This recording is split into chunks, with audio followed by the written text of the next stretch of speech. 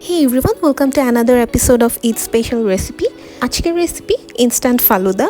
If you guys are looking for a shortcut yet delicious dessert for Eid, this is the perfect option for you.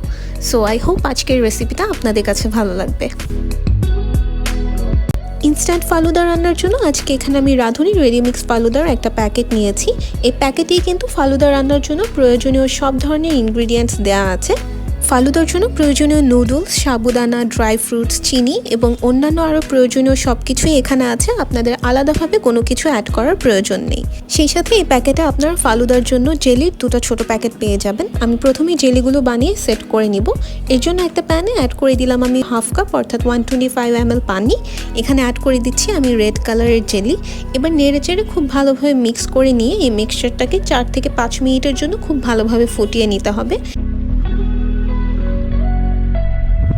আমাদের জেলিটা এখন set করার জন্য একদম ready. এটাকে আমি এবার একটা ফ্ল্যাট ডিশে ট্রান্সফার করে নিচ্ছি, আর এই ডিশটাকে আমি একটা সাইডে রেখে দিব যতক্ষণ পর্যন্ত না জেলিটা খুব ভালোভাবে সেট হয়ে যাচ্ছে। এবার এই সেম প্রসেসে আমি গ্রিন কালার জেলিটাও বানিয়ে সেট হতে দিব।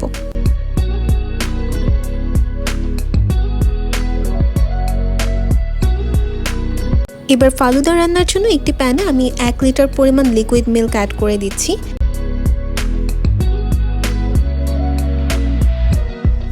দুধটা খুব ভালোভাবে ফুটে উঠলে এখানে আমি অ্যাড করে দিচ্ছি রাধুনি falooda mix.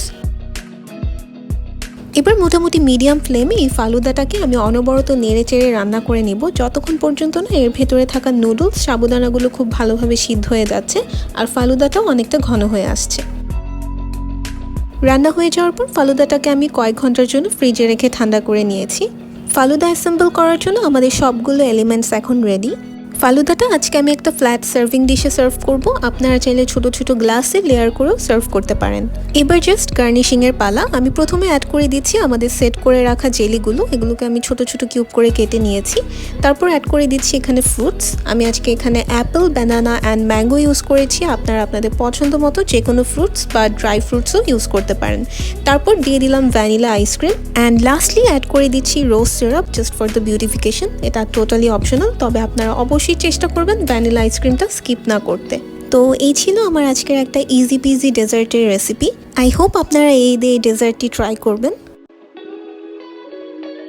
So this was all about today. Wishing you all Eid Mubarak. Thank you so much for watching today's video, and until next time, bye bye.